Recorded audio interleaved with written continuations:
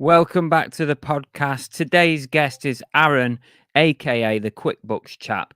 Aaron is a chartered accountant and QuickBooks expert, and we're going to talk about reselling and how to deal with your tax needs. From side hustle to full-time to limited company, whatever you like, are you doing your tax correctly? Hey, I'm Car Boot Chris. I'm a full-time UK online reseller. I operate mainly on eBay and also Whatnot, but also some other platforms as well. I'm going to bring you regular podcasts all about reselling, hopefully to keep you company, to entertain, or maybe to educate, who knows. Welcome to the Everything Reselling Podcast.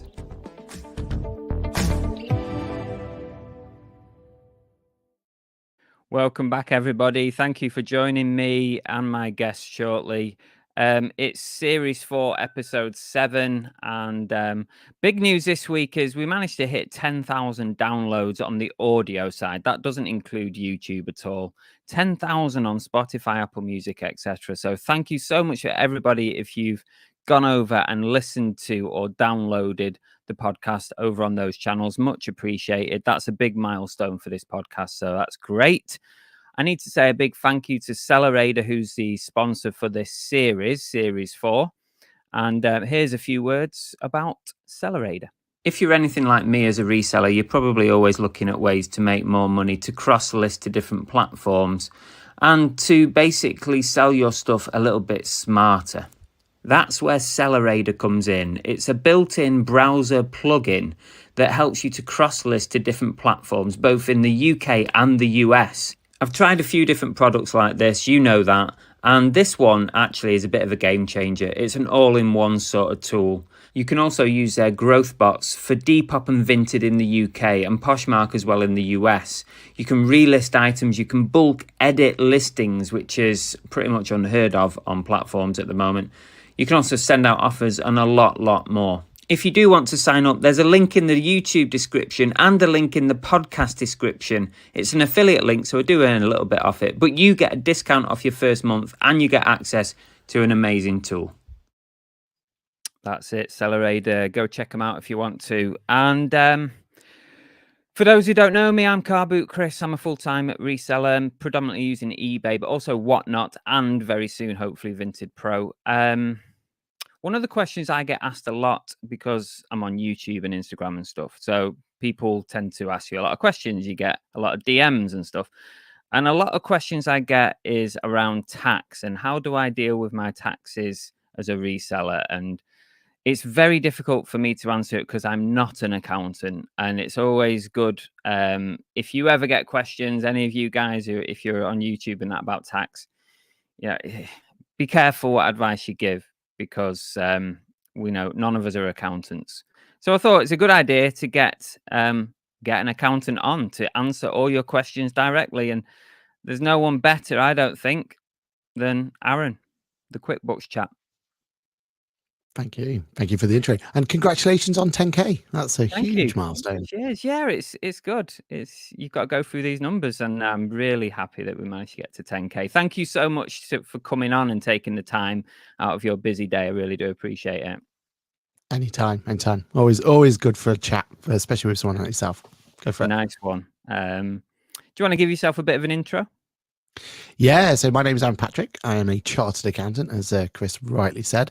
I'm actually also a reseller as well. We go on eBay, kind of not so much at the moment, but we still have an eBay store, and a bit of Amazon resell as well, a bit of retail arbitrage, mainly to try and figure out what everyone's problems with the platform is. And yeah, there's many problems with the platform, and try and see how it goes from there. I have a YouTube channel called Aaron Patrick, the QuickBooks chap, so that you kind of understand that most of my content's related to QuickBooks, but there is also some content on there about tax savings and helping resellers and how to get the most out of QuickBooks and going forward. So yeah, that's a little bit about me. Oh, and I have a practice called Boffix, and Boffix is an accountancy practice, fully digital, and we do a lot for resellers in terms of kind of clients and helping them out and everything else that goes with there. Excellent. Now, you touched on something there that I was going to talk to you about early doors, but before we do that, I just want to say a big thank you personally, because you've helped me a lot over the last few years with like little queries on tax and what to do about this and that, and even helping me with uplift amounts and spreadsheets and stuff like that. So I just want to say personally, thank you so much. I don't employ you, but I promise you that when the time comes that I need my VAT doing, my limited company sorting out, I'm coming to you. Appreciate it. No, but I always like helping. Like, that's the point, right? And we'll talk about it, no doubt, at some point. But you don't need an accountant at all points. Like, that's Yeah. not, it's self-assessment for a reason.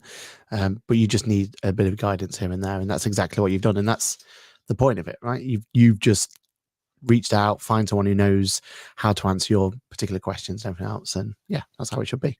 I think it's interesting that you've done reselling yourself, because I think that's really, really important, because there's probably not many accountants out there who are actually actively reselling. Are you reselling at the moment?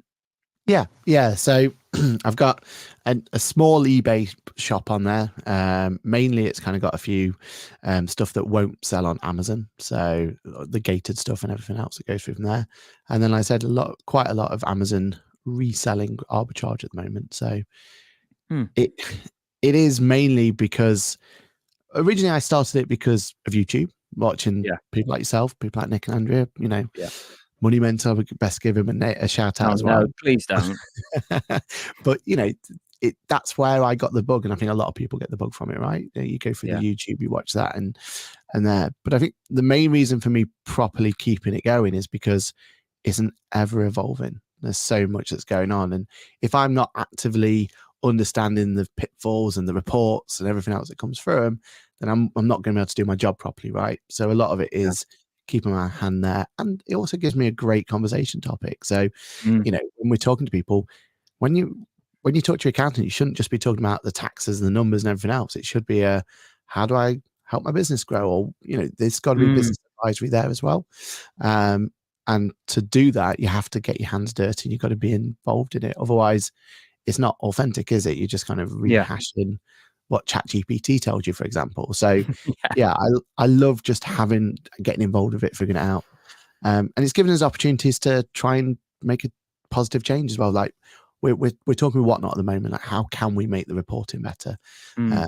We want to make sure that now that Vinted Pros out there, can we actually have the reporting and everything else coming through? So if I didn't get my hands dirty and get involved in it, I wouldn't be able to make a proper impact on it.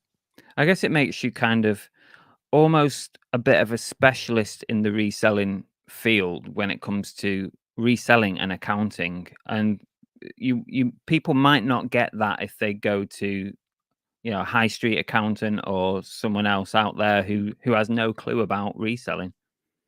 Yeah, 100%, 100%. And It can be a bit complicated, can't it? Like when you're dealing with like your eBay payout, and then you've got to figure out what your fees are, and then you've got to figure out what the changes in that. And if yeah, you're not up to speed on it. and I mean, the worst thing that happens is, every so often there could be loans involved and your capital Mm. restrictions and coming out, and it's all those sort of things. So yeah, there's definitely an element to it, and what you can claim and can't claim. And again, Yeah. because I've got into the weeds of it and wanted to make sure I'm claiming the right for my business, and the only right that I then pass that information over there. Yeah, no, it's really useful that you do resell as well. If anyone in the chat watching at the moment on YouTube, I've got all your comments up. If you have any questions during this show, please put it in. I will save your question, and I'll periodically come back and pick up on your questions as we go through. So please put some questions in.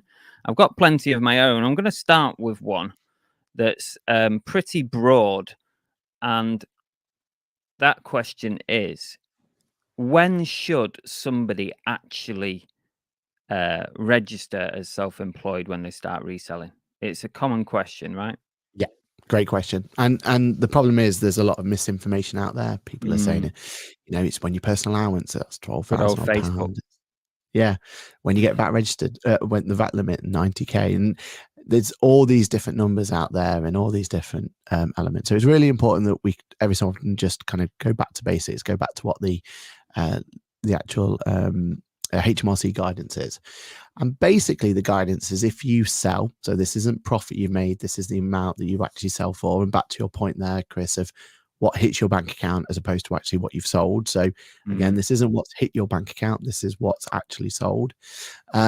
If you sell more than £1,000 in a given tax year, and a tax year runs from the 6th of April to the 5th of April, and if you go over that £1,000 of sold items, then at that point you should be looking to register with HMRC.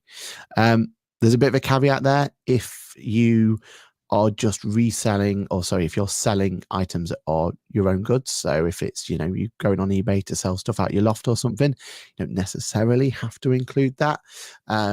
The whole bit that you've got to be careful of is what your intention was. If you've gone out there and bought items with the intention to resell, and that goes over £1,000, then you need to be telling HMRC about it so that then you can get registered of what is called self-employed. And all self-employed really means is that you're going to be invited at the end of the tax year to complete a tax return. So as long as you're in a position where that you are expecting to complete a tax return by the end of a tax year, then you've done what you need to do. The other one thing to be mindful of as well is HMRC and eBay are now talking to each other. They have a different threshold and there's different rules and regulations because they're following the EU laws. But ultimately, forget all of that. Just keep that £1,000. Be aware that HMRC is going to, or eBay is going to tell HMRC about it. So gone are the days where you could try and, you know, go under the radar, as so to speak. Them days unfortunately are gone. So if you go over that £1,000, that's what you then need to go and have a look at talking to HMRC, get yourself registered as self-employed. Doesn't necessarily mean you've got a tax bill to pay. It just means that you've got to look at making sure you get a tax return completed each and every tax year. So it's £1,000 and the intention that you are a profit-making business. That's if you're buying items from the booty and charity shop with you're the buying with the intention to resell and make money. So what's all this £6,000 about then? and there's other thresholds as well. There's 1,200 now, and what's that? What are those? Where do they come in? So all the other thresholds are more about kind of either taxable allowances that can be brought into play. So you've got allowances that people are utilizing, and there was a misconception that if I'm not over the allowance, then I don't need to declare, right? But unfortunately, when it comes to your taxes, everything is all in one big bundle and bucket. So if you've got a part-time job, if you've got a full-time job, if you've got rental, if you've got self-employment, if you've got rent, you know, if all of this all goes in one pot, and sometimes you utilize your allowances elsewhere. So that misconception that if you are, you know, under the personal allowance, you don't need to declare, that's where a lot of these allowances and a lot of these figures are coming from. The other one is, at what point does HMRC or eBay declare it to HMRC? And there are other thresholds involved there. But I think the safety of it all is just go by what HMRC's threshold is for becoming self-employed, right? And that's where that £1,000 comes into play. I think with me, like, it scares me a bit, like, not declaring this stuff, because I don't want taxman coming to me and, like, you know, telling me I've not paid this and not paid that, and I want to audit this, I want to see all your receipts. That kind of scares me a bit. And it baffles me how some people, like, quite blasé about it and just think, oh, I'm just gonna, you know, do this as a side hustle, you know, no one needs to know. And that would scare the life out of me. Yeah, and especially now that eBay and HMRC are talking to one another, and it's only going to get worse. There's a thing coming called Making Tax Digital. So HMRC's whole policy going forward, and I was at the Labour conference last week, and this all they were talking, or week before, and all they were talking about was Making Tax Digital, and their whole policy is, well, how do we stop people not declaring? Well, the only way we can stop people not declaring is by making everything digital and everything going through one another. So that, you know, the idea that you can get away with it is getting shorter and smaller, and those opportunities are starting to, those doors are being closed. So the best thing for you to do is make sure that you declare it and don't get HMRC coming. Because from all of the encounters I've ever had with HMRC, they're actually, you know, most of them are decent people that you speak to on the phone, and, you know, they're just your everyday person. And if you're upfront with everything, they're nice as pie. They want to get things done. It's in their interest to kind of get it as Yeah, of fair as course. possible. But if you intentionally don't tell them and you try and hide things and try and Mm, go around the systems, then that's when they come down hard on you. And yeah, you lose all opportunities to get, rescinded of penalties and all that lot because they just want to make an right. example of you at the point. Fair enough. Yeah, fair enough. And this all kind of kicked off earlier this year, when there was a press release come out, wasn't there, saying that was it from eBay? There And was a from big all the press platforms, release yeah, from yeah, several platforms saying, "New year, this is what's going to happen. We're going to start speaking to the HMRC. So here's your limits, and here's a number, here's a number, there's a number." And I think it went a bit crazy on Facebook and in all the groups, in the eBay groups, in the Vinted groups. Everyone was giving misinformation. I mean, that's a major problem, isn't it, with this tax stuff? 100%, 100%. And that's why I've always said, when all that came out, my biggest piece of or advice I was telling everyone, and I tried to reiterate as much as possible, is let's just go back to what the actual rules are. And if you Mm, go back to those rules and you back follow to the rules, basics. This is the yeah, basic rule. Follow yeah, that, and you've not got an issue. and you've got no problem. Exactly, People trying to exactly. just skirt round it a bit, aren't they? Trying to, oh, do I have to? Yeah, do I have to do this? Yeah, it's £1,000 with the intention of reselling for a profit. That's it. Register. 100%, 100%. And again, you don't need an accountant. You don't need to go out and spend money or anything like that. It is just at that point you need to be making sure that at least you've told HMRC, and you've got the intention of having this business, and then you complete a tax return. And I Mm, know tax returns are daunting. I know they're difficult, and I know that there's you know there's almost a worry about it of having this huge tax bill at the end of it. But for majority of the resellers out there, especially if you just kind of skirting over that £1,000 limit and everything else, yeah, it is just a case of it's more paperwork to complete more than anything else. yeah. And yeah, and there's guides out there and opportunities and to do it. It's just your best thing to do is get it done, and Mm. then you can kind of go from there. Yeah, and it's not that scary, to be honest with you. Doing your self-assessment yourself is not that difficult, especially if your business is fairly simple, reselling, buying and selling. It is fairly simple. And if you keep up to date with whatever software, or even if you're still doing it by hand, if you keep up to date with it, by the time it comes to self-assessment time, it doesn't take that long at all to do it. Thank you to everybody who's been giving questions. I am saving all the questions and I will come back to them periodically. Keep them coming in if you have got a question for Aaron, and we will try and get over to it. I've got a question for you, Aaron. What's the number one thing that resellers contact you to ask you about? So the number one is always going to be, should I actually be declaring this? That seems to Mm. be the biggest question that comes through because of the What, they give you like misconception. an example, like, and should Yeah, I declare this? I'm buying yeah, X, Y, Z. exactly. Yeah, I've just done this, and I'm well below the 12,000 limit that I keep seeing, so everything should be all right. And yeah, and that's the kind of, it doesn't matter how many times we tell people. That seems to be the biggest question that comes out there. Mm. And then the second biggest question is always how do I keep it easy on myself? Like what do I do to make my life easier? And the simple question to that, or the simple answer to that, is from day one, your business, make sure that you're treating it as a business, right? I think this is where a lot of people, we fall into reselling because a lot of us are doing it for the, you know, we're doing this part-time. We're doing it because we like the thrill of trying to do a flip, right? And that's why a lot of Mm. people enjoy the profession, right? And enjoy being in the industry. They love the idea of finding a bolo item that's gonna, for £1 and flipping it for 100. That is the thrill of it, right? Yeah. But a lot of people forget that you're gonna have to at some point complete some sort of tax return. You're gonna have to go through that kind of process.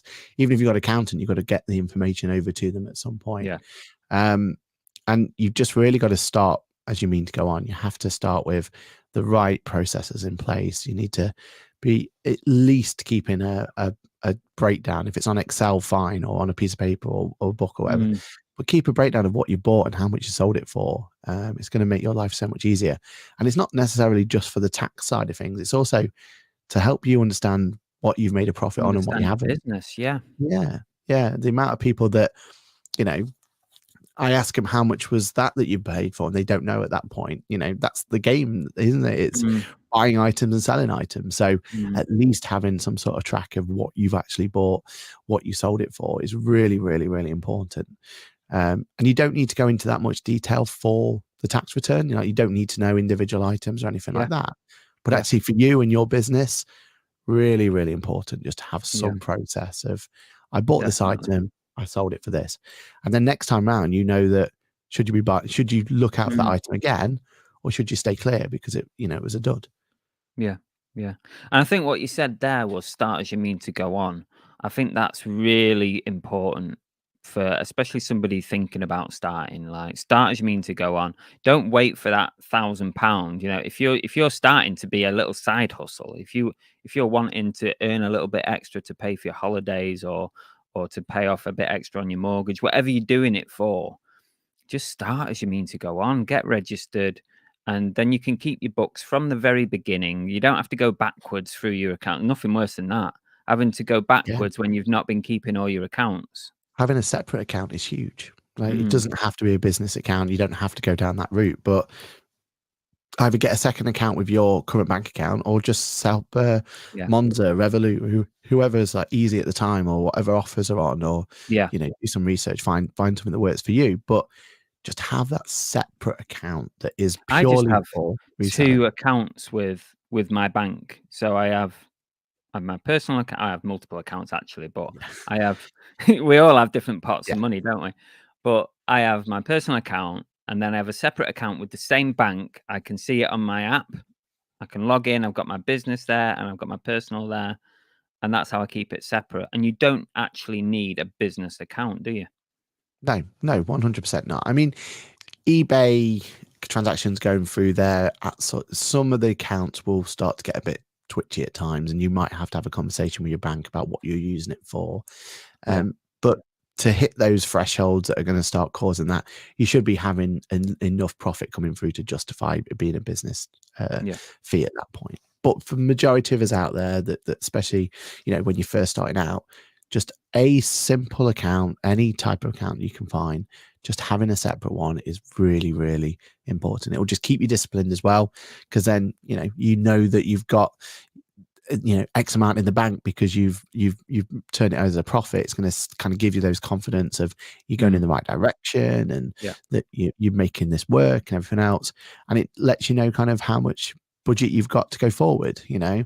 It's all about opportunity costs in reselling. That's the name of our game, right? It is, this opportunity's come along, can I afford it or not? And Mhm. having that separate bank balance, that that if you spend it all tomorrow, it's not going to affect your rental, paying for your rent or mortgage, right? Like that, those little disciplines, those business disciplines there really do help. So yeah, Yeah. for many, many ways, just having that separate bank account makes your life so much It's easier. just essential, isn't it? It's another one of Yeah, those things that you should do from the start. It's like start as you mean to day go one, on, get registered for tax, separate bank account, keep your records, you know. 100%. Something Keep it that day one. something that I get asked a lot, and I'm guessing I thought you might have said it in my other question, but you didn't, is how do people account for car boot sale purchases and or cash purchases? Because we do a lot of that as well. 100%. Yeah. So if I go by the book and officially tell you what HMRC want to tell you, then they want you to go to every boutique seller that you've ever had, and ask them to draw you out a receipt each and every time. Um, for many reasons, that will never happen. Mostly because Yeah. if you did say that, most of them will probably pack up and run away, thinking you're the tax man themselves. Exactly. um, but realistically, that's not going to happen. HMRC do actually know that. They know that there is kind of it's going to be very unlikely you're going to be able to get those receipts for the transactions that we're talking about. So the best thing you can do is create an audit trail to give you best opportunity you can. So what I would always suggest people do is, at the end of their haul, take a photo of it. Try and put into that photo the date where you were, so what booty sale you're at, or whatever it's going to be, and how much you spent, and try and have that as a piece of paper in the photo itself, just to put some legitimacy behind it. You don't have to do like item by item. It's just what the total haul was, and put that price in on that photo. And then that photo is your proof that you spent that That cash you on actually these spent items. the money, yeah. Yeah. If you can try and also, using that separate bank account we've already spoke about, try and withdraw the cash from there and keep a running total of what that cash was. So you took out 150 quid, you only spent 85, for example, you got the rest left over. Don't spend that. Just keep that to one side and use that for next time and top it up and have a float going through from there. HMRC love that as well. You can see the audit trail then of you taking cash out, you spending the cash, you taking cash out, you spending the cash. They love seeing audit trails like that. And then the big one that also comes with that follow-up question is, well, that sounds great going forward, but what about historically where you haven't taken photos and everything else and put it through from there? Yeah. So my biggest thing I can say to you about this is make sure that if that's the case, that you haven't been able to do that going backwards, as we've already said, like, start, you mean to go on, start from now, putting that into place, start from now, religiously taking those photos, putting them in and everything else. Then if you need to, you can go backwards and you can put some estimates in of you spent this at that booty sale, or I remember I spent this at that one, and you're more than welcome to put those estimates in going backwards, but make sure to legitimize that going forward you can show that you've got these It's lovely accurate. controls in place.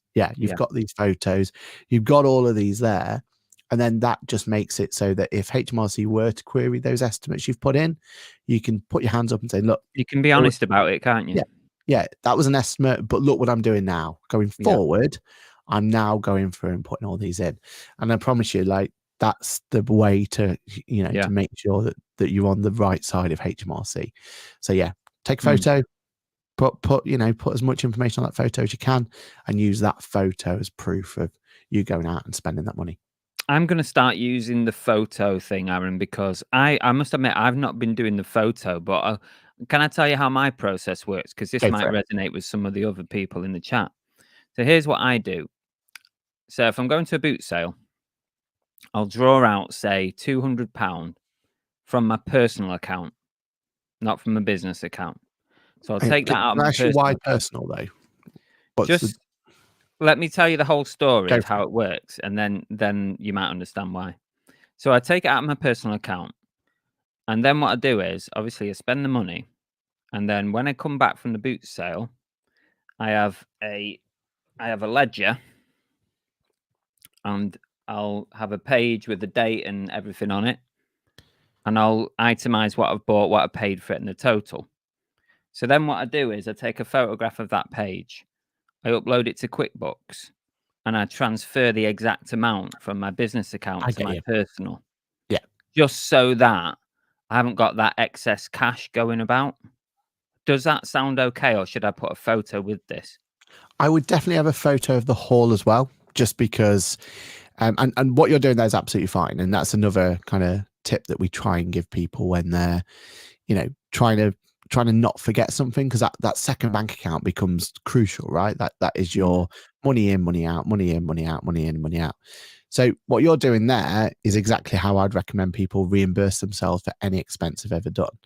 Like, if the cash is in the business, just take the cash out, like take that exact amount out and transfer it from one account to the other, because you moving that money from one to the other is put in a trigger point that is a transaction. Creates the transaction, doesn't it? Exactly, right? So you can then, and then what you're doing then is you're adding to that layer by taking a photo of your book. But also, if you take a photo of the haul as well, it's just that added proof, right? And all it has to be is just a photo of the back of your boot, for example, when you're driving off. Right? It doesn't. Okay, just as simple as that. I don't have to like lay it out like I'm doing a whole video or something. Yeah, exactly. No, I wouldn't even go that far. Just a quick photo of that's the haul that I've done. Because at the end of the day, we're not talking like crazy sums of money here. Like most people would spend a couple £100 maximum at a boot sale, right? So it is just like taking photos just to legitimize it that little bit more. But yeah, like the way you're doing it, absolutely fine. Okay. Right, I'm gonna take your advice, Aaron. I'm going to carry on what I'm doing, the method, but I'm gonna put a photo with that page. Yeah. So it's half and half, like a split photo. Here's the boot. Here's my actual like list of purchases. Perfect. I mean, you can put multiple photos onto QuickBooks as well, so you could just keep putting multiple on. Yeah. Oh, right. Yeah. I thought you could only upload one thing. Are you on self-employed, aren't you? So okay, yeah. but I can only do they've one, got a can't new I? one called Sole Trader, but we can talk Oh about that. yeah, I've got that on my list to talk about Yeah. later. Yeah. Right. Thank you for that. That's cleared up a lot of things. I reckon that'll help a lot of people who will listen to this back. Let me go through and see what questions we got before I carry on with some of the Go for notes that I've got. So here we go. Let's see. Resell anything. JP says, what is a daily petty cash limit without a receipt now? It used to be £10. Is that still the case? Unfortunately, not really. No. HMRC's gone through this whole thing now where there isn't really de minimis limits anymore.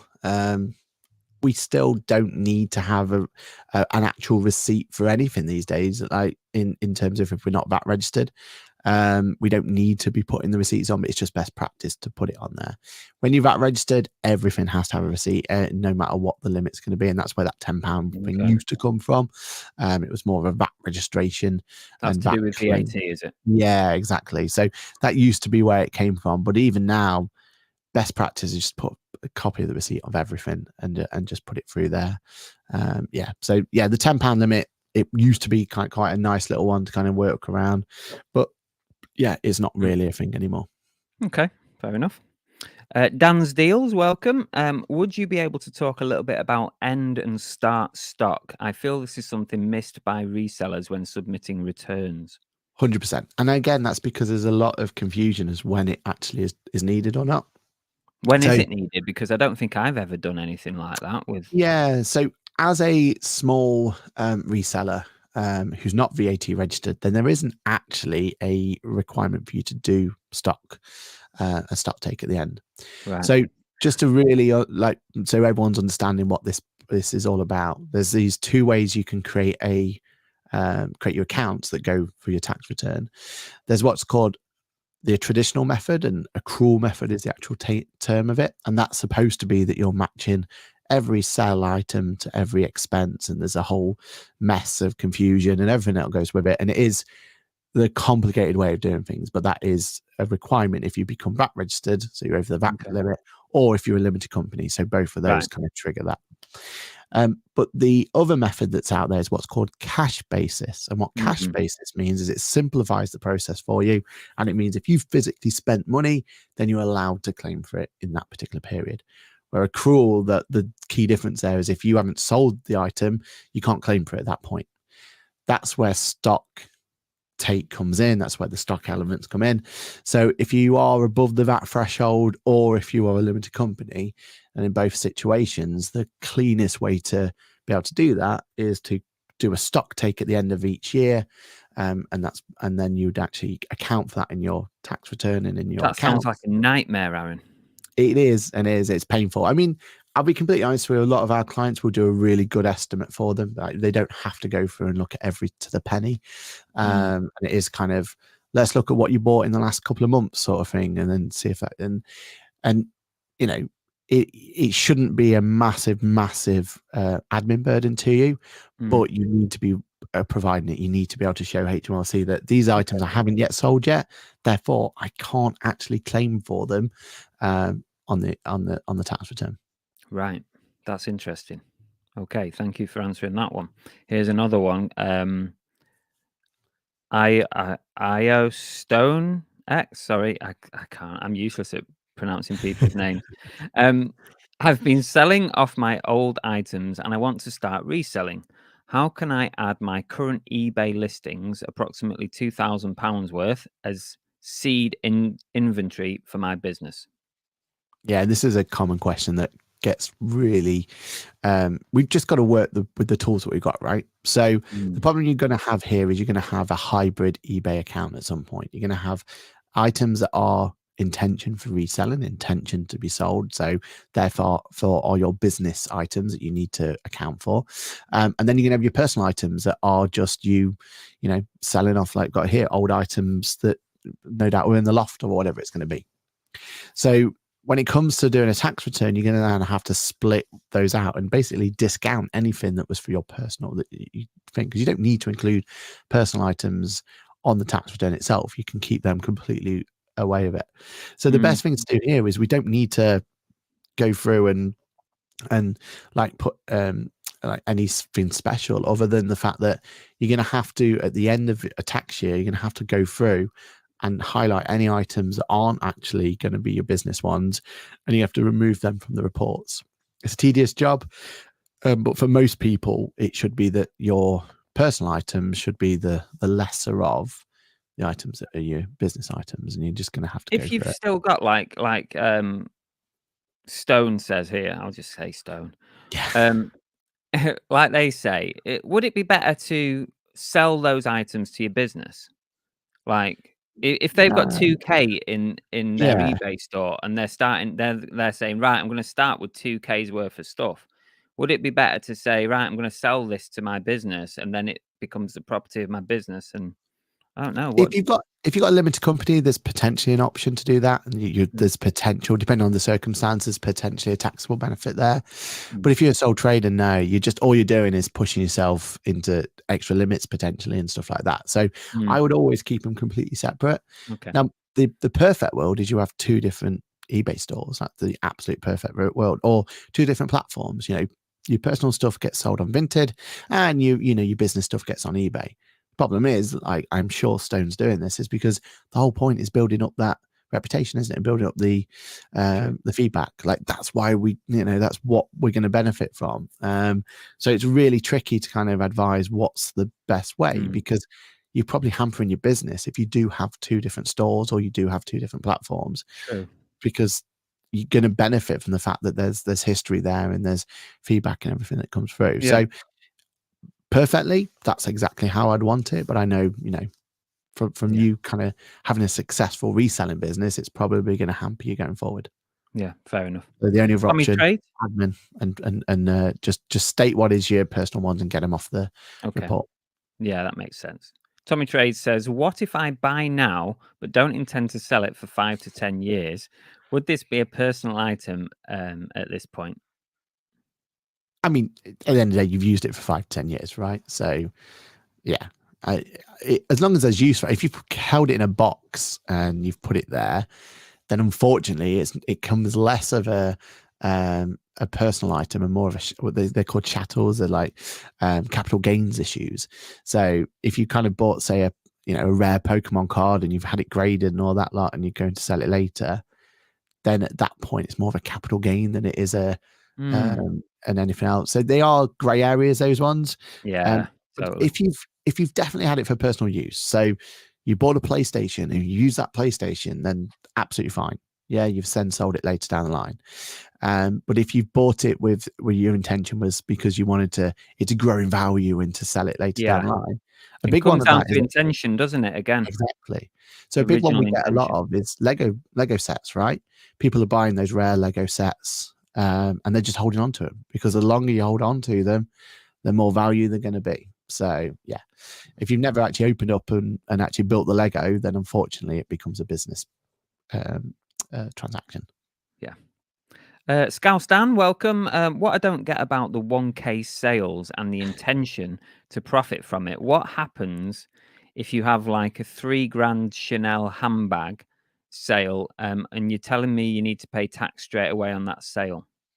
So again, it's the intention. If this is a $3,000 Chanel handbag, and you've been using it for the last 3 years, and you're just selling it to recoup for your next handbag obsession, then it's personal. Like your intention was never to buy it for business. But if you found that $3,000 Chanel handbag and you found it for a tenner at the booty sale, and straight away you're like, I can flip this because this is going to be something that's going to kickstart my reselling business, then unfortunately, that's a business transaction, right? And the intention was you bought that not to use it yourself, but to make a profit. So at that point, 3K, you would have to declare that on your next tax return. Fair enough. Ophelia says, would it be enough for tax reporting to just have a cash in and out accounting setup rather than independently listing the cost of the unit, gross profit, and then net profit? I like simplicity. 100%. The only caveat I would say to that is for your own personal business growth and understanding the numbers and everything else. So forget the tax point from this point in. Really, you should be keeping some sort of measure of how your business and what each individual item's done, because that's going to help you figure out what niche you should be going down to, and figuring out what, seasonality wise, that actually I should really start selling these items at this point, just on the run up to Christmas, for example, because I got a much better deal for them. And you'll start seeing those trends that, as resellers, actually invaluable information. It's going to help you take that business, because a lot of the resellers I speak to, their intention is to do it full time. They want to walk away Yeah. from their full-time job, and they want to take reselling on full time. And Mm. without that basis of knowledge and that basis of information, it's really difficult to be able to take that jump. But if you're, like you've already said, if you start from scratch and start from day one with your intention to build it as a business and do it properly full time, then that's how you can make that transition much easier for yourself. So from a tax point of view, yes, it is total amount of costs. However you've got there, doesn't matter how you got there, as long as you can prove as much as we can to the tax man if they ever ask. But you just need that one figure: how much you spent in the year, how much income you had in a year, and that breakdown can be one figure of all your stock, and that's all it will ever need to be. But as long as you can justify how you got to that figure, you don't need to go down into individual items at all.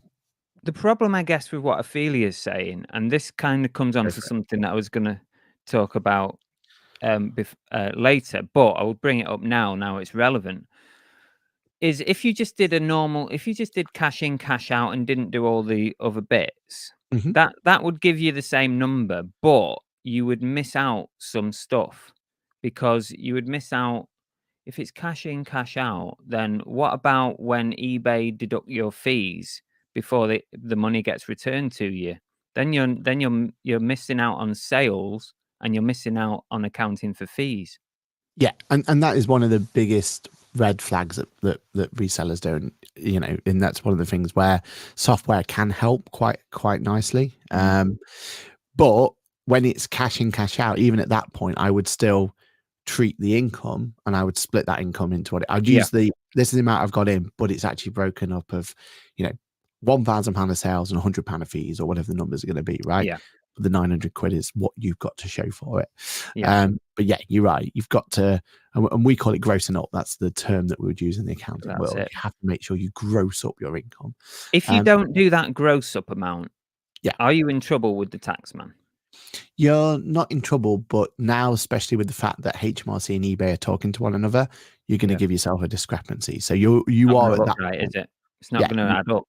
It's not going to add up. So that's going to give you potential flags down the line, and give you a chance for them to do an inquiry, or even worse, an investigation on you.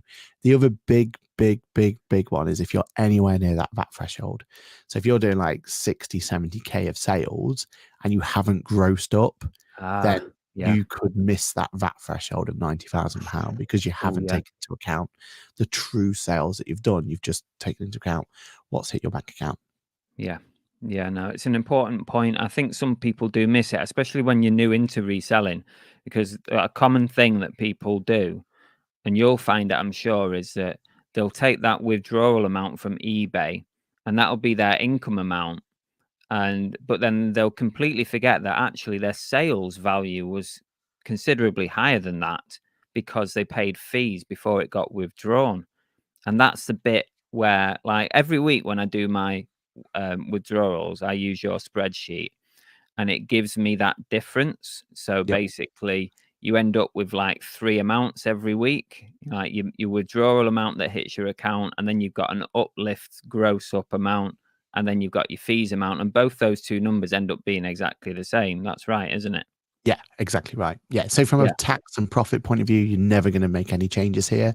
This is purely just making sure that you're recording the right amount of income and the right amount of expenses. Yeah. Interesting question, that, because I think that's one that, along with the car boot purchases, I think that question about uplift amounts and fees, how do we account for that? That's a tricky one. I think it took me a bit to get that into my head when I first started. And me and you had quite a few conversations at the start. I was trying to get my head around it, and it is quite tricky. It is tricky, and it is like, it's just one of those things. You've either got to have a system like you have, like using the reports from eBay to be able to kind of do it and extract the information, go from there, or lean on software. So there are software out there that can connect directly to eBay and can bring in for you the actual total gross sales and then show that fees for you so that when it hits the bank account, it's already done for you. Money Mentals in the chat. We've seen you, Andrew. I'm not ignoring you, but thank you for all your comments. Andrew says, move the stock around for a bit for each photo so it doesn't look like you're photographing the same stuff. I have seen your questions. If you've got any serious questions, Andrew, I will put them in. Let's see what else we got. Okay, I'll move on to something else. I will keep your questions coming in. We'll come back to them in a few minutes. Let's see what else I've got written down here to speak to you about. Side hustle tax. We've kind of covered that, haven't we? That was the thing that was going on earlier in the year with this £1,600 thing. Yeah, exactly right. Yeah. And it is just a case of, making sure that you go back to basics, like we've always said. It's that £1,000 you care about. Don't worry about the rest of the figures out there. If you're over £1,000, let's just make sure that you've registered. And it could be as simple as you just registering and completing a tax return, and you may have zero tax to pay, and go through from there. But I suppose the reason, and I think the reason that they're so hot on it is because majority of people, if it's a side hustle, means that you've already got a full-time employment. Yeah. And that means that your personal allowance is already accounted for. The miscommunication, I think, going out there, or the misinformation, is that, well, you've got this £12,000 personal allowance floating around, so surely I don't need to worry about it until I earn more than £12,000, right? But no, unfortunately, if you've already got a full-time job, that personal allowance or a part-time job, then that personal allowance is more than likely already being utilized. That's why it becomes such a critical to get it in there. Let's talk about deductions that we can put in as resellers. So you do a bit of reselling yourself. You've kind of figured out some of the ins and outs of what we can all claim for. What kind of things can we sort of put through the business?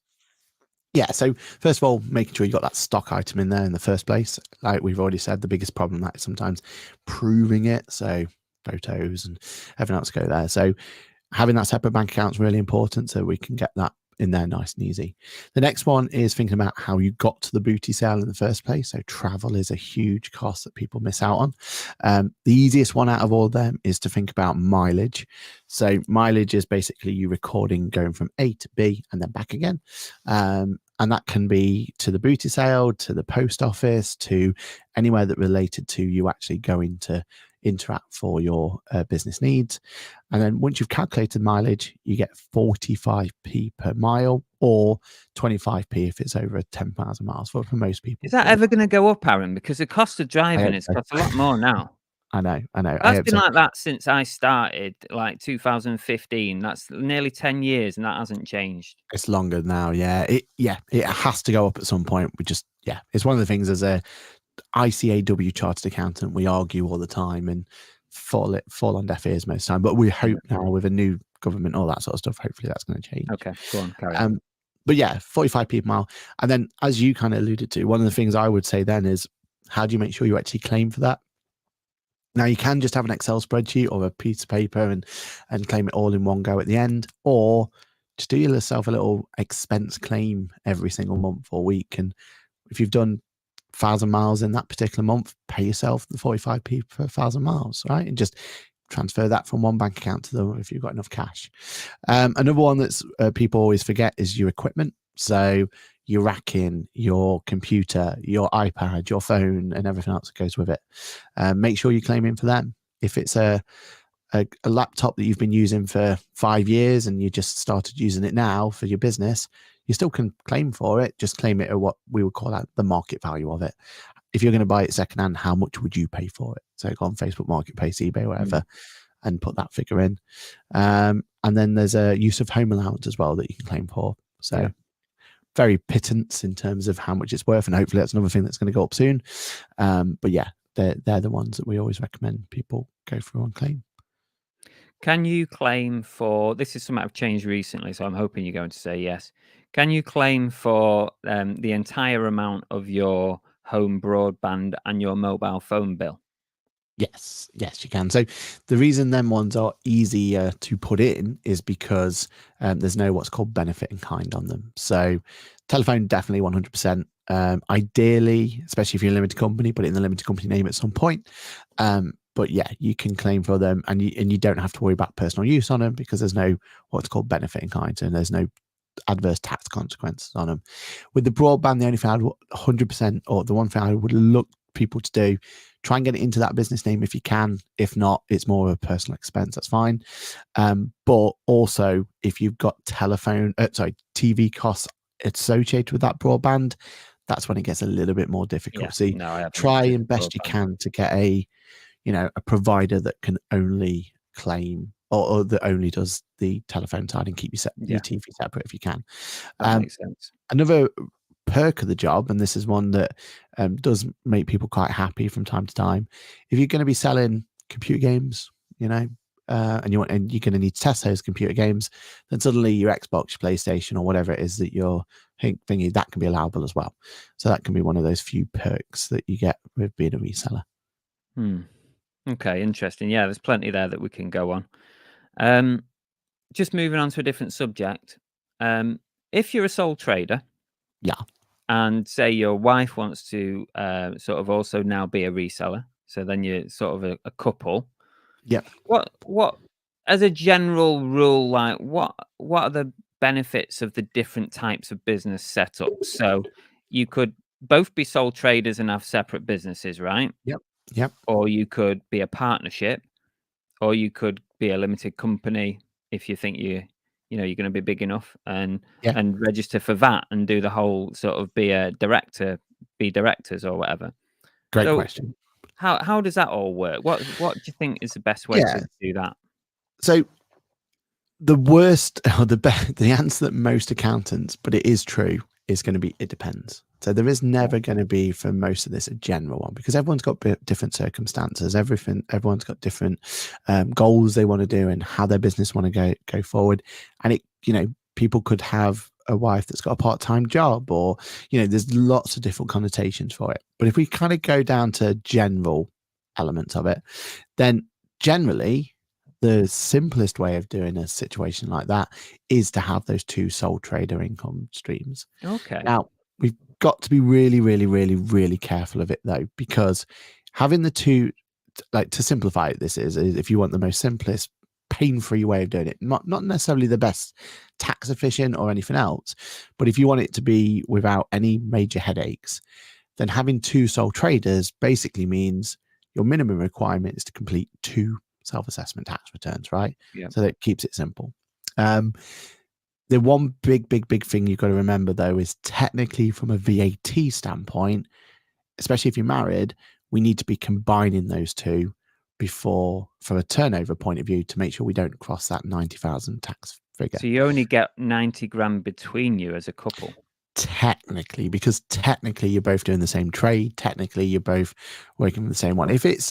If you can argue with HMRC that both of you are doing completely different, so one of you's just doing games and electronics and the other one's doing embroidery or something, right? And it is separate and everything else, then there may be an argument for it, but that's really unlikely, because what HMRC will see it as is your income splitting, and you're purposely spreading the income out there to keep below the £90,000. Right. So that's the most simplistic way of doing it. Again, maybe not the most tax efficient, but just for your peace of mind, right? And in your comfort zone, right? That is the one. As long as you keep an eye on that 90,000 threshold, you should be absolutely fine. Next, more complicated one is partnership. Partnership is basically two sole traders put into one. How does that differ? What's the point of being a partnership? So the idea of that is you are making sure that you've got two people who are going to receive the income that's come from it. So, or multiple people. So it is still a sole trader. It's just a sole trader with multiple entities, basically. And the complicated bit about that is that there's not just individual tax returns you need to still complete, but you also have a partnership tax return that needs to be completed as well. So the idea is the whole trade goes in that partnership. So income less expenditure gives you a profit figure. And then as partners, you decide who gets which share of that profits. And then each individual sole trader then would then, or each individual person then will have to then complete a personal tax return declaring how much profits they've received. So Right. it's an added kind of complication there. You've got one more tax return to do. A partnership tax return is a little bit more complicated, a little bit more to it. So that's kind of why it's a step up. And then the third step, as you've already kind of spoke about, was that limited company. For most people, actually, it's so much easier to just skip the partnership and go straight to limited company because it's just as complicated. But the idea then is you are individual shareholders, and what it opens up there is how you can remunerate yourself. So it's not just a profit share that could mean that you kind of go into higher rate tax or something like that, and it could make it really, really or very much less tax efficient. As a limited company, because it's a separate legal entity, you remunerate yourself by salary or dividends or director's loan remuneration. There's all sorts of ways we can kind of dish out the money. So it just opens up a lot more opportunities for you to go there. But yeah, I mean, that's the dream, isn't it? For most resellers, it's to not only, go full time and leave your job, but create it into an actual business that, you've got the opportunity to bring more people on and spread it out, get employees and push it for it. That's where people dream their business is going to go to at some point, right? Yeah. Interesting. Yeah. Thank you for the answer there. That was really good. For those people who still, and there are still some, who still account manually with pen and paper in a book, Yeah. how long are you going to be able to carry on like that? Is there going to come a point when you can't do that anymore and you've got to go digital? So technically, digitalization should have already been here. So there is a new rule or new tax or way. Let's start again. So the way that we're going to be taxed is going to be radically changing and should already be in place, but it got postponed. So there's a thing coming out called Making Tax Digital, and I'm actually on the Making Tax Digital beta. And at one point there was 9 of us in the UK on this beta. That's how low down the fresh or importance factor it was. But what Making Tax Digital means is that instead of us having to complete a single tax return each year, they're going to want you to complete quarterly updates via software. So every quarter, you're going to have to send an update to HMRC to let them know where you are, to give an estimate of what your tax position is going to be at the year end. And it has to be done via software. At the moment, 2026 is when the Making Tax Digital is going to come into play. But there is a thresholds, and at the moment those thresholds are kind of being mooted around at £30,000, and there's all sorts of things. So it's not properly set in stone. All I would recommend people to do now is just consider moving on to some piece of software now, so that realistically, when it comes to Making Tax Digital, all you're going to have to change in terms of the way you're doing things is make sure that quarterly submission is completed. So yeah, it is going to be a case of there's change coming. We are going to be in a point where pen and paper won't be enough anymore. So you really need to be looking at ways to do it. And as I keep telling everyone, don't change because of making taxes. Don't change because you got a gun to your head and you're forced to do it. Change because you found ways to make things easier. The software out there lets you connect to your bank account. That's a huge win, right? Because it gets the data in there nice and quickly. Software out there can also connect to eBay, so you can get that grossing up out there. Software out there can record mileage for you, so you can get the mileage recorded for you automatically.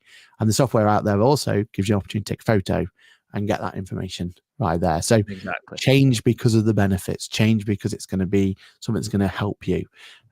Use reports to see how much profit you've made in a particular month, and just go out there and find a way to justify the extra £10 per month, whatever the software is going to cost. That's why you should be making the change, not because HMRC are changing the goalpost. And also, it's worth thinking about now, because 2026 is not that far away when you think about tax years. And you don't, I wouldn't particularly want to change the way I do my tax halfway through my tax year, because that just gives me headaches just thinking about it. Going from on paper to then suddenly 6 months in having to go onto QuickBooks or something like that, and that just gives me headaches. So really, what you'd want to do, I would think, is to start your new tax year in the way that you're 100%. Whatever software you're going to use. That's got to be the best option, hasn't it? Yeah, definitely. Always changing a tax year at the start of a tax year if you can. And then, as we keep saying, it's a recurring theme, right? Like, start as you mean to go on. So start Yeah. that tax year as you mean to go on, go through from there, and you'll be in the best price. Question for you, Aaron. What's the most common mistake that resellers make when they do their taxes? Well, we've covered definitely the most common one, which is the eBay not grossing up. That's Yeah. 100% the one that And everyone it's not just always. eBay anyway, is it? It's Whatnot, you need to do it as well, and some of the other Yeah, platforms. exactly. I mean, Amazon's an absolute minefield and a difficult one to get your head around. So yeah, but yeah, all of them pretty much have them. So that's definitely the most common mistake we see. And then the rest of it is just not setting up that bank account as well, like, and then giving themselves a headache because they don't have that separation, and then they've got to go through their bank statements and credit cards and all that sort of stuff. And yeah, it just causes them much bigger problems later down the line because they're on a catch up all the time. So yeah. Okay. And let's go back to some questions. Let's see what we've got here. We've got Mark. Hi, Mark. Looking to start with QuickBooks to simplify eBay and Amazon. I just wondered if using QuickBooks for general day-to-day running, do I also need to use spreadsheets and keep physical receipts? Great question. Great question. So first and foremost, you won't need spreadsheets going forward because this should be replacing the spreadsheets, and you won't need physical receipts because the whole point of using something like QuickBooks is you take a photo of it. It's even got fancy technology in there where it extracts the information from the photo. So if you take a photo of, say, a charity receipt, it'll actually take the date, the amount, and all that lot and bring that in for you. What I would say though is yes, for your general day-to-day running, as in getting yourself ready for your tax return, the only time I would say maybe you want to use spreadsheet is again for that whole keep an idea for your own personal Your own benefit. personal, yeah. A lot of people do use certain spreadsheets that they've either built or they pay a subscription to so that they can track their incomings, outgoings, what they spent on something and that. But that's not always necessarily needed, is it, for your QuickBooks stuff? Yeah, exactly. And then some of the third parties you've spoke about on your podcast before, like there's software out there that does the tracking for you, right? And you can do that. And that's not for tax purposes, but again, if you want to be looking to build this business and you want to try and find ways to be able to make the most out of it, then tracking is huge. Like looking at what's done well for you, what that's how you find your niches. That's how you find your little gold mines to be able to build your business. Mark's also got a follow-up question as well. I have bought numerous stock using my personal account to get me set up before registering as a business. I have itemized everything with receipts, photos, quantity, etc. How is it best to introduce this into accounting? Well, Did we Chris kind of kind cover of this a minute ago? Yeah, Chris, kind of, that's how you've been doing it going forward, right? Where you take the money out your personal and you transfer it over. Yeah. Oh, So yeah, that's it. Yeah. yeah, that's exactly how I do it. In some circumstances, you may need to kind of like top up the account first. So you might need to put some capital introduced in there, and so there's enough money to do it, and then you move the money back out in the chunk that it's going to be. So just make sure it's flowing through that business bank account, and you don't have to have done it from day one. You can historically go back. Same with your laptop that you might be using that you didn't buy just for the business. Like find the market value, transfer the money from your business account to your personal account, and that can be a transaction for showing how much you've paid for that laptop. And If you for did you, that transaction, Aaron, would you make a note of it in your ledger and photograph it so you've got some kind of written sort of receipt for it? What would you do? yeah, ideally, especially if it's like a laptop that you brought in, thing, I'd get like the Facebook posting or the eBay posting that prove where you got the market value from, right? And Okay. you'd say on the ledger that it's your personal one, but this is a price I found that is the market value for it. And that's Yeah. all you need to be able to Fair do enough. from there. Yeah. So it's okay to kind of write receipts to yourself Yeah, exactly. effectively. Like basically they're Not personal perfect, expenses. but No, it's not, but they're personal expenses. You are expensing for an item that you're using and you're pushing it through. yeah, that's a better way to put it. John Hammond, welcome, John Hammond. Hope things are okay over in Jurassic Park. Aaron has such an easy listen to voice. You should consider a career doing voiceovers, apparently. I think it's the mic more than anything. Just an advocate for a good mic.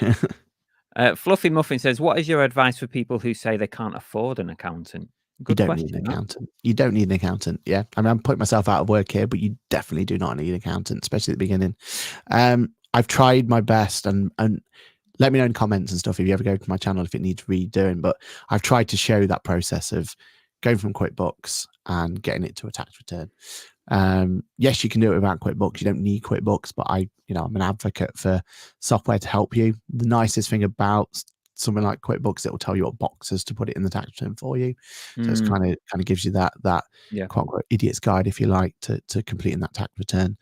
But there's loads of content out there on how to complete a tax return. I think didn't you do one back in the day, Chris, on how to do a tax return or something? I might way have done. way I've back in got the day, I about think. 1,200 videos on the channel now. I don't remember Exactly. what I did Yeah. yesterday. Never mind 10 years ago.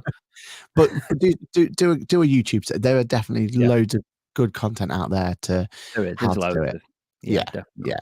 But yeah, I you think do not need an accountant. Just what you need to do is just have confidence in yourself and what you can claim for and what you can't, and use platforms like this to be able to get that information. Yeah, and there's loads of ways to get information, and you've helped me a lot. And what I think is great about you, Aaron, is that you're willing to help people, like especially in their early days, and and and that stands you in good stead, really, because as people's businesses grow, they'll come back to you. Like at some point, I'm probably going to come back to you and Yeah, ask, goodwill, right? and pay you to do a job, Yeah, So, yeah. you're sowing the All seeds good. for yourself, and that's great, and I really appreciate it. You've been in and around the community for almost as long as I've been doing YouTube, like 10 years or so, because you used to come in the chats, in the Yeah, live shows, all sorts of stuff when we were doing reselling it. We all really do appreciate your advice. Let's go on to the next one. ABL Dave said, I thought my head was going to melt when I became a limited VAT registered business, but Boffix do everything for me. And I do less work on my books now than I did when I was self-employed. nice one. Thank you. That sounds good. It kind of scared me because I was at a point like not so long ago before this tax year when I was quite close to. I was talking to you a fair bit about, do I go limited? Do I need to register for VAT? In the end, I came very close to that, but didn't quite go over it. So again, we're going to monitor this year and see how we get on this Yeah, year. So yeah, it kind of did scare me a bit. I'm not going to lie about it. Kind of scared me, the ins and outs of changing to a limited company and doing that and that. But it's scary, isn't it? And it's change as it well. is. It is. Yeah, It's change. I'm used to doing what I'm doing for the last 9 years, doing it the same way, and then all of a sudden you got to do something completely different. yeah. The only thing, and we tried to hammer this home at the conference, and don't want to get too political about it, but the only thing I would say is my biggest pet peeve is when thresholds are there and they just stop growth. Like Mm, that's the one thing we've got to find a way to everyone to get a different mentality, or at least find a way to support people to go through that growth and through those barriers. There's ways in which that government can help us, and there's ways in which we can do it. But the worst thing is that a company like yourself has to mm, almost stop growing because of it. We've got to find ways to stop that, because at the end of the day, it's for everyone's benefit if we can yeah, smash through those barriers, and everyone benefits if we can just keep growing and growing. of But at course, the yeah. same time, you don't want to be sat there just one penny over a particular barrier, and then it actually costs you thousands Cost more. you loads more than what it Yeah, would if you didn't. yeah. Yeah, yeah, fair point. Monumental. Is super deduction coming back? I mean, there's potential in the next budget for anything to come back, but I would be very unlikely if super deduction's coming back, unfortunately. Because Who's if super Lucas, by the deduction, way? that's his nickname for me. Never understood why, but yeah. But yeah, the only reason super deduction was back was because actually there's an increase in tax rates. So if super deduction does come back, that means we're having a overall increase. So we probably don't want it back, if we're honest. Okay. And Monumental also says, do you know what the impact of the upcoming budget will be? I think I'm just trying to find that crystal ball. I generally don't know, because we don't know. From what I can tell, small business wise, it doesn't seem to have the impact we wanted. We feel like we might have been shortchanged on it, which was really frustrating. But let's see what the impact is. I think the biggest change for people, if they have properties, so if they've got rental properties, that's going to be the people who are going to be biggest impacted by the budget, from what I can tell. Okay. I don't know if this is Andrew put so many comments in. I don't know what's real and what's not anymore. I bought a roller shutter for my door. I mean, Okay. it's definitely allowable. He'll definitely be able to put it in there, Okay, 100%. there you go. Does it want to be capital allowances? That's a question for another day. Yeah, I'm sure he can have that conversation with you, right? Yeah, and it's 100% allowable, so he's going to be absolutely fine. It's just the treatment of it, yeah, maybe and maybe not. Here's an interesting question from Tea Cakes. Go for it. On a serious note, are there import duties on secondhand stuff brought back in a suitcase from the USA? Depends if you declare it or not, right? If you declare it with an intention to sale, they could well put an import duty on for you. But if you don't declare it, then no, there's nothing on there. Import duty is basically us as a UK trying to put VAT on it. So yeah, it depends on if it goes through the right channels or not. If you become VAT registered though, then you can get the import duty back. So there's an opportunity for you. It's interesting TK's asked that. He might be referring to some trips that I've done to the US and come back with stuff. But every trip that I've done to the US, before I come back, I go online and I declare what I've bought and I pay the duties on it. Just because I don't want to be stopped in the, what do you call it, the customs lane, because I've got four huge suitcases and 4 hand luggages, and it's like, hang on a minute, there's only 2 of you. Why have you got all that stuff? So I just go online and I just pay my duties and I just take that into account when I'm buying something. Yeah, it's the right thing to do, isn't it? And like you said, because they will come back much harsher on you if you don't declare it. So Exactly. Yeah. yeah. So that's what I do, but I can understand other people's views on it. And Ophelia says, where do you submit the business expenses on a tax return? I don't think I've seen it. I may have not understood it. Okay, so on the tax return, you're going to be asked to complete various boxes, and income's going to be kind of your first box you do on your self-assessment tax return. But then below that should be various boxes for different types of expenses. So they're split into cost of goods of sales, internet, phone, telephone, admin costs, rents, and all those. There's all different boxes that you go through and put them from there.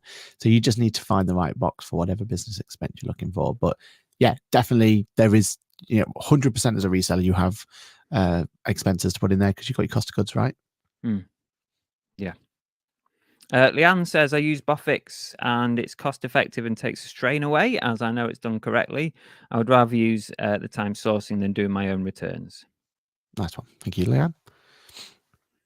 I'm just going through the rest of the questions before we wrap up. Make sure I've not missed anybody. This is your last chance, guys, to get a question. In. Let's see. Monumental said, I don't get why people get scared about VAT and limited companies. It is scary. It is, right? I found it scary, and I consider myself doing it for long enough, a half intelligent person, but I found it quite daunting thinking about how that was going to change. I don't know whether it was a control thing. Like I felt like I might have been like losing control of how I run my business a little bit. 100%. And I think the biggest thing is, especially with VAT, is going in £1 over that threshold is a major issue. So you have to smash that threshold. Realistically, if you're not getting to 100, 110K, you're actually worse off being VAT registered than you in staying under the 90, right? Yeah. So that's the biggest thing. You've got to really go. You've got to really put the foot to the metal on it. So 110K is kind of the number really you need to be hitting. But does that count if you're going to do the flat rate of VAT? Yeah, and that's kind of taken to 100K, 110K is really with flat rate involved. And then, without flat rate, it could be even higher to get back to the same numbers that you're already on. Because also what you'd have to consider in that is I wouldn't want to try and work out my VAT, so I'd have to pay you to do it, or Boffix to do it. So then you've got to put the cost of your accountancy costs into that as well. So that's where we got to 110. Yeah, 110 kind of makes sense when you think about. Yeah, that's interesting. Tommy Trade says, anything special I need to do with accounting for consignment sales? Oh, okay. I mean, it's similar sort of process, right? We've just got to make sure we gross up before we put them in there. There's nothing majorly different for it. I guess But the it only is, thing with consignment sales is you're going to go to that VAT threshold a lot quicker, aren't you? Because your yeah, profit margins are not going to be as much as if you were just buying it yourself. yeah, 100%. Yeah. And then when you do become VAT registered with those one, it does become even more tricky to kind of keep on top of the thresholds or keep on top of the different schemes and stuff, because you'd probably be looking at a margin rate scheme or something like that to make it worthwhile. So yeah, it could really, really complicate them. How do you think? Do you think when all these reports start going through to HMRC, do you think that there's going to be a lot of people getting caught out with this tax stuff? I mean, that's their intention. Why would they have invested all this money into these kind of new APIs and connections, and eBay are also, I imagine, getting some sort of kickback from the government for, for doing it. So yeah, they're going to kind of need to justify the cost, aren't they? So I'd imagine they're going to want to find as many as they can. Hmm. Yeah, definitely. And Dave ABL's made a point. If you can get to 90k, maybe getting to 100, 110 isn't that much of a jump. Yeah, and that's Yeah, what we find with maybe. a lot of ours. I think one of the big things to take, one of my final tips I'll ever tell anyone, and it doesn't always work this, but it is a really good way of doing it, is if you are going to go VAT registered, take the chance to become a limited company at the same time, because technically a limited company resets the clock for you, so you start from zero. Right.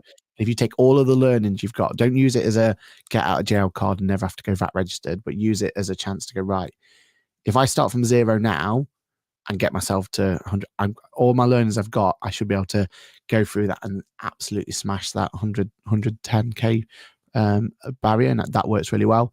The slight caveat to that is eBay won't kind of see you as resetting from start, and they've got their own thresholds. They won't tell us what those thresholds are, but for some people they will trigger the eBay VAT threshold before they've actually triggered their Right. actual I've read a few yeah. people that have experienced that. What Yeah. happens in that situation? It just means you get caught off guard, really, and they will then stop you listing most circumstances until you give them a VAT number. And HMRC can take 2, 3, 4 weeks to give you a VAT number if you're not careful. So that's the risk you take if you do it that way. Because the best situation to do is do it before eBay make you have the VAT number ready. You tell eBay that you've become VAT registered. You provide the VAT number, and everything's okay from there on in. Yeah. So yeah, that's the risk to take. You're 100% legitimately allowed to do it. There's no kind of Yeah. loophole or anything. You're not doing anything wrong. But It's if a shame if eBay, people at eBay don't understand that process, because they clearly don't understand that. it's because what's happened is HMRC have told them that they're also liable for any VAT that gets charged and not declared. So if they missed you being declared, they could be liable. If you did a runner, they technically they could have to go back and get the VAT, and it comes out of their profits. Makes sense, I So suppose. it's So this joint liability they that's just kind do of, a blanket number because obviously they don't know individual circumstances. So they just put a number on it and that's it. they have their threshold. You cross that threshold, it's done. So yeah. Yeah. Okay. Well, I've got one last question for you, because normally actually, you know what? I could ask the other questions, because you do Go still for it. resell, don't you? Yeah, go for it. Oh, let's do the other questions then. Sod it, because you've probably already given some of your good tips anyway. Yeah. Well, question one for you then is, have you got any reselling or accounting words of wisdom, tip or quote or mantra? I mean, my tip is to find your niche early. A lot of resellers, they and I was there, like you get shiny item syndrome, right? You're just walking around the booty and going, yeah, that. Or for me, it was auction sales at the beginning. I was just buying everything I could think of that I think I could, because I had no knowledge of those items. I was making so many poor business decisions and buying the wrong items and being burnt time and time again. So find your niche, like what you're interested. If you've got an interest for something, like at the moment I do a lot on cards, you Pokemon cards, and Oh yeah. yeah. So because I have an interest in them, I know what people are going to want to buy and what they're not going to buy, right? So I don't need to invest time understanding it. I know what to look out for. And you can build your business from there. So yeah, my big tip is to niche down as soon as you can. Excellent. My niche is that I buy everything. So is that a niche? I buy anything and everything. Um, But you've done it long enough to have niches within niches, right? So yeah, I suppose so. Yeah. What's your? This is a reselling related one.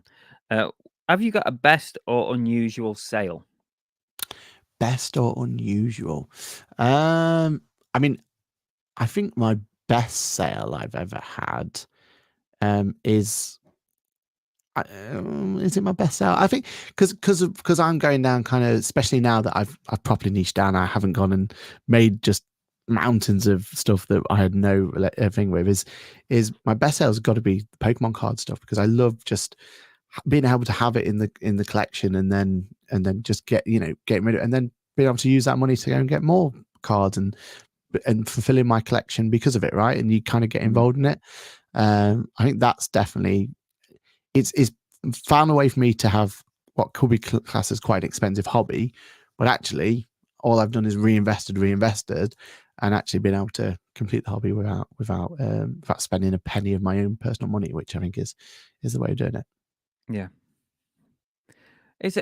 Now you mention that, it's a tricky one. Hobby or business? It's like if you're buying, I'll just use you as an example, Yeah, right? If you don't mind.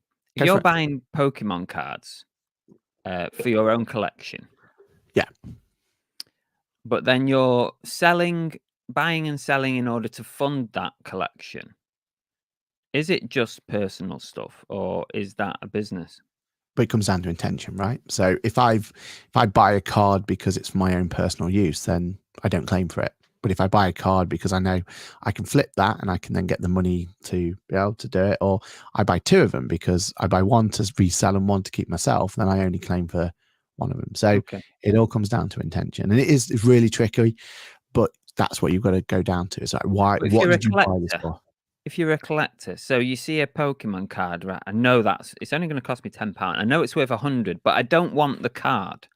I want to buy it to sell for £100, making me £90. That £90 will then buy me 5 cards that I do want for my collection, which are going to go straight in my personal collection. Where's the line there? Well, especially as a sole trader, it's actually quite straightforward, isn't it? Because straight from a sole trader, what you take out of the business for personal use has no indication of what your tax bill is going to be. So you could take that 90 quid out, or you could keep that 90 quid in the business. It won't have any, it won't change your tax position, because your tax position is how much you've sold and how much you bought.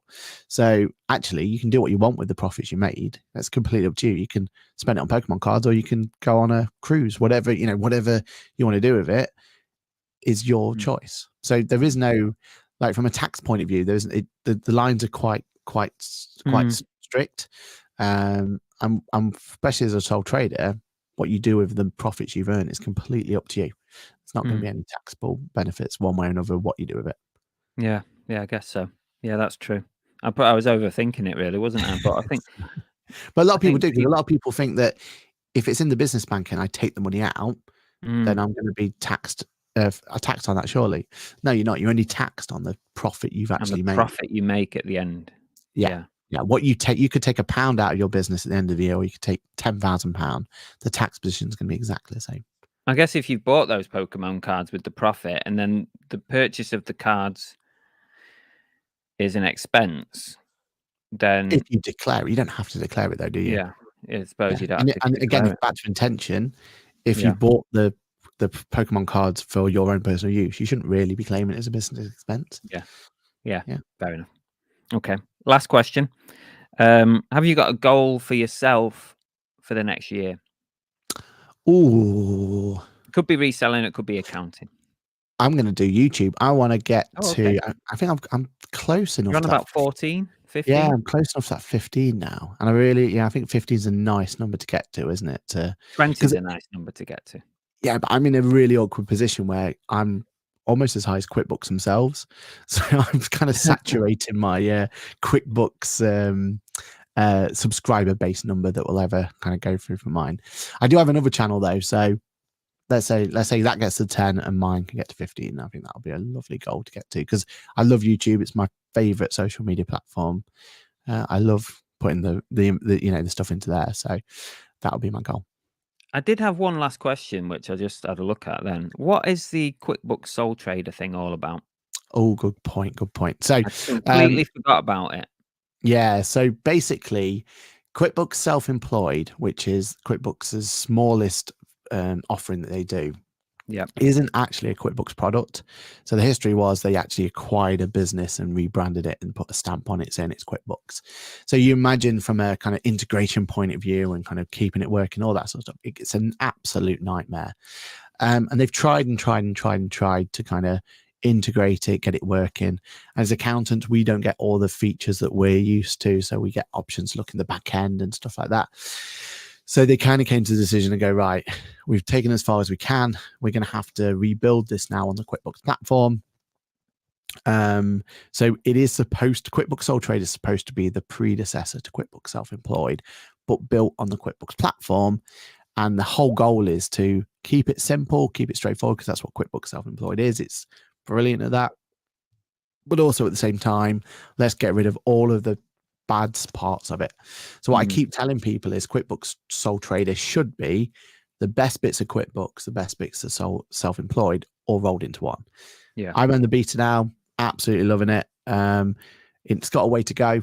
It definitely, and I've given them emails after emails, slacks after slacks, and videos after videos of problems and everything else. So we're when will it come out, do you think? They want November. That's what they want it to be. Wow. So for everyone, you don't really need, if you're already using Self-Employed, don't change until April anyway. Change on, I was going to say, is it best to wait, or will we be able to wait until? By April, you should have the ability to connect to eBay. You should have the ability to be able to do everything you're already doing Self-Employed, plus a few more extra bits coming through. It's very much more AI driven as well. So for example, when you first submit, first connect the account, not only will it bring the transactions for you, but it will also make a best guess of whether transactions should go for you already. So you've got to go through and make sure that it's doing it right. Confirm them, there'll be things you have to do and change, no doubt. But the idea is it's done most of that work for you. You're just there kind of reviewing it almost going forward. It's a much better way of doing the grossing up as well. That's much cleaner in this one. So loads of benefits from this. As accountants, we get a lot more abilities, like we can go in and change chart of accounts for you and give you proper names and stuff like that.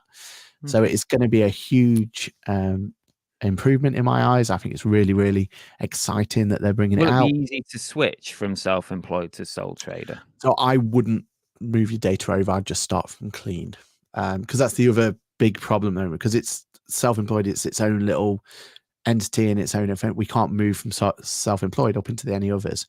With Sole Trader, it'll be one button and you'll be in Simple Start, Essentials, all the way up to Advanced. You'll be in the proper QuickBooks ecosystem at that point. Okay. So yeah, it's going to be a pain to kind of move it over for that time, but it will be worth it. I've got loads of videos still to come on it. I think I've done like 3 already. So I've even done one Self-Employed versus Sole Trader, so you can see the key difference of what it looks like now. I've done one on the mobile app as well. So yeah, it's exciting times. I'm really glad that they've made that choice, because like the headaches will go away once it's moved over. But yeah, I just need to keep fighting the fight to make sure that at least it's feature parity what Self-Employed is, because at the moment it's not. That sounds good. Sometimes Self-Employed can be a little bit glitchy and restricted as well, right? Yeah. There's a few things that it'd be nice to be able to do. I'm going to just pick up one last question that's just dropped in by Sell Trade Repeat. I know so many people who want to go self-employed, some reselling and some other things, but they don't understand the bookkeeping and taxes. What advice would you give them? Great question. I mean, I try to put as much on the channel as I can in terms of helping people kind of next steps and stuff. But I think the biggest advice is just keep following the community. There's this channel, there's, you know, Nick and Andrea has done videos on it. Like, people have kind of shown their journey already. So I think that's the one. And we're going to rehash a lot of the advice we've already done. Make sure you got your bank account up and running. Make sure that you start with the right intentions and going through. But yeah, I think one thing that we as a community do really well, even though people criticize it, but we share, and there's lots of advice over there. And, you know, that's what you want to be doing. Like, just absorb the information that's out there. You guys think it's, you know, the negativity and everything that comes from oversharing, let's say, on the reselling community. It all seems like it's a bit of a thing, but you are miles ahead of the accounting profession, for example. Like, right, the accounting profession doing a podcast or a YouTube channel or anything like that is, you know, I get spat on the street if I get seen by some accountants, you know. Really? Yeah, I should be holding on to that information. How dare you give it away? So yeah, as a reselling community, you are miles ahead. And you stop complaining about it. Like, just embrace it, right? This is what it's all about. It's everyone's helping each other to kind of build it up, get that knowledge base, and going from there. So yeah, I guess if you're completely new and you're not sure what to do with taxes, someone can always book an appointment with someone like yourself.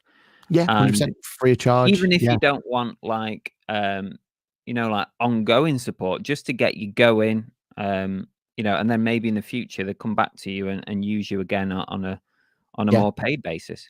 yeah, 100%. There's a link tree, so yeah, with a booking calendar there. So yeah, book away and join in and go from there. Brilliant. But yeah, just use the advice already out there. There's so many people. There's so many communities, so much options. So Yeah. Go for it. Thank you, Aaron. I really, really appreciate it. That's been a great chat. Anytime. I hope that's clarified some little bits and bobs for people watching and listening. Where can people find you? I know we've touched on it, but I will put your link tree in the description below on YouTube and also on Spotify and Apple Music and all the rest of it. It will all be there. But do you want to just let us know exactly where we can find you? Certainly. So Aaron Patrick, the QuickBooks Chap YouTube channel, that's definitely the one that I will push people to more than anything else. But I'm on LinkedIn, I'm on Instagram, I'm on TikTok, and they're all Aaron Patrick QuickBooks Chap. So whatever works for you, there's always a platform that you can reach out to me on. Great stuff. Thank you so much, Aaron. Really appreciate it. And also a big thank you to our podcast sponsors, Accelerator. They're sponsoring the whole of Series 4. Really appreciate it. Go check them out. Cross-listing, especially now Vinted Pro's rearing its head. It might be useful to cross-list from eBay to Vinted Pro. And you can do that with Accelerator. Anyway, that's it for today. Thank you so much. We will be back again next week with another podcast guest to be confirmed. Thanks again, Aaron, and thanks for everyone watching and listening. See you later. Cheers, everyone. That's it for today's episode of the Everything Reselling podcast. I hope you've enjoyed it. Don't forget to like, to follow, or to subscribe wherever you're watching or listening to this podcast. And we'll see you on the next episode.